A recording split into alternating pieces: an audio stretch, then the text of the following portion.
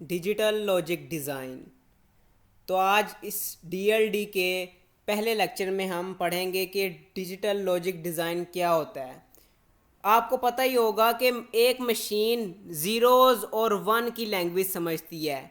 Zero mean no, close, shut और false.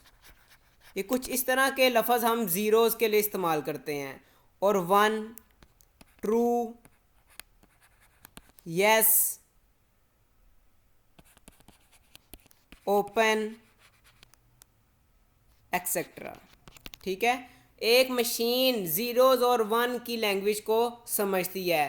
Zero होगा तो नहीं, वन होगा तो हाँ। ठीक है, तो इसकी हम डेफिनेशन लिखते हैं कि digital logic design is a system in electrical and computer engineering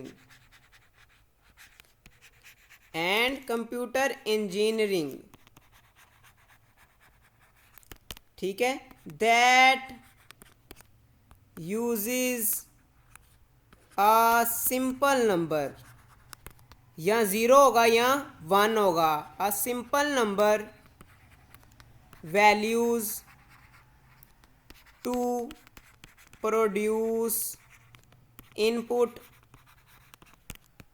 and output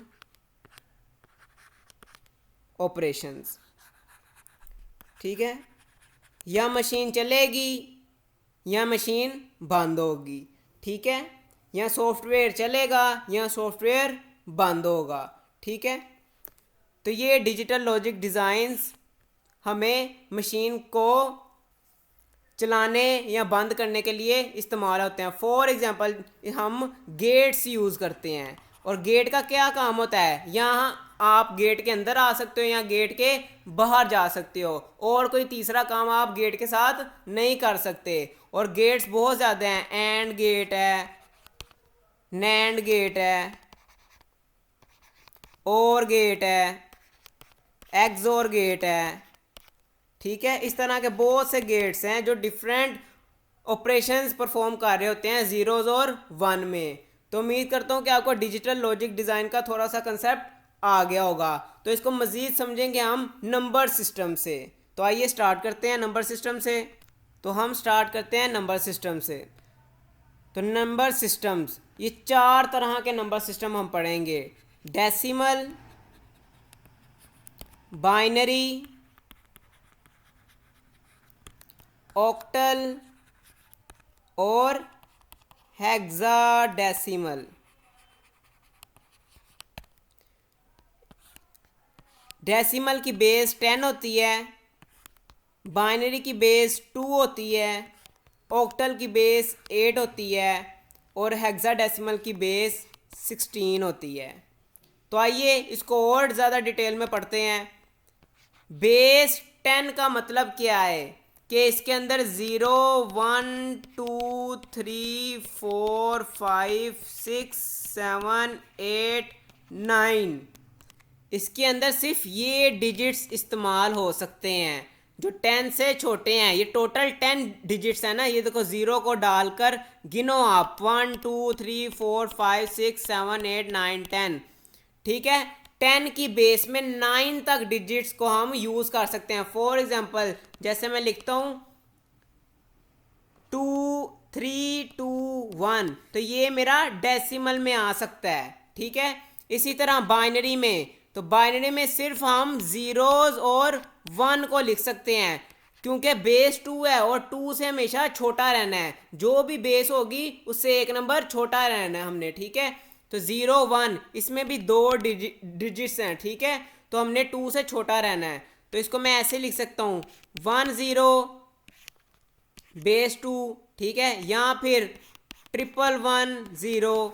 ठीक है, ये 1, 1 है। ठीक है, 11 नहीं है।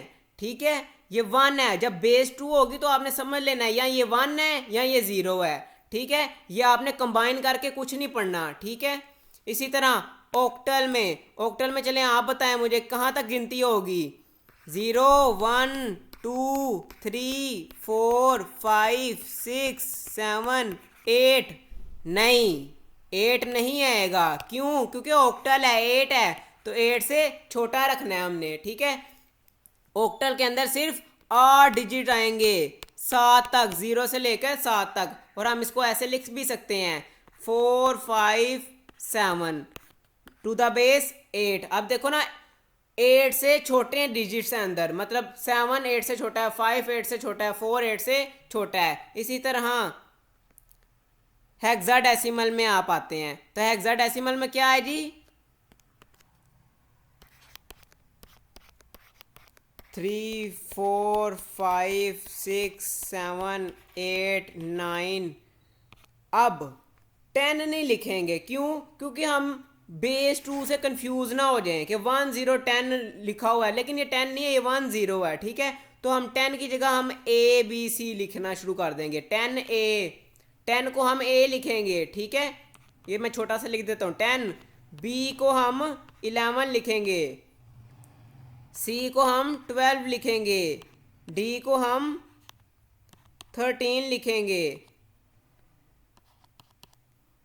ई को हम 14 लिखेंगे, एफ को हम 15 लिखेंगे, और बस। क्योंकि हमारे पास ये 16 बेस है, तो ये हम बेस लगा देंगे 16। तो इसका मतलब कि हम इसको हम ऐसे भी लिख सकते हैं A B C to the base 16। इसका मतलब क्या है? 10 11 और 12। ठीक है, ये 16, ये 10 अलहदा है, 11 अलहदा है, 12 अलहदा है। ठीक है, इनको मिक्स नहीं करना। ठीक है, ए 10 को रिप्रेजेंट कर रहा है। ठीक है, ए 10 को रिप्रेजेंट कर रहा है, बी 11 को, सी 12 को। तो ये बेस 16 में इस तरह लिखते हैं हम। तो उम्मीद करता हूँ कि आपको डेसिमल, बाइनरी, ऑक्टल और हेक्साडेसिमल में फ़र्क पता चल गया होगा। मैं एक दफ़ा दोबारा बता देता हूँ। डेसिमल में 0 से 9 तक की वैल्यूज़ में से कुछ भी लिख सकते हैं। ठीक है, वो हमें कैसे पता चलेगा? हमें बेस से पता चलेगा कि यार ये डेसिमल में है। इसी तरह बाइनरी में सिर्फ 2 डिजिट्स लिख सकते हैं।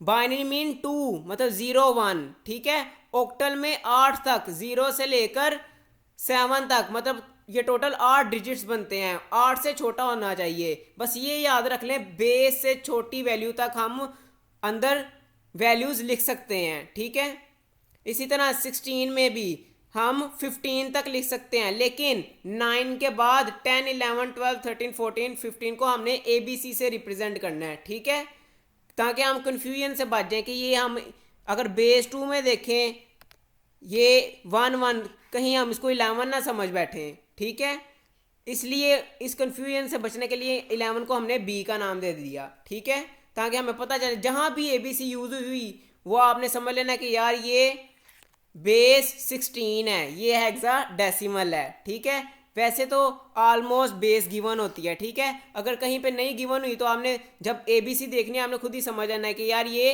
हेक्साडेसिमल है। तो ये हमारे नंबर सिस्टम्स थे। अब इनकी कन्वर्जन को देखेंगे हम नेक्स्ट लेक्चर में। तो मिलते हैं हम नेक्स्ट लेक्चर में।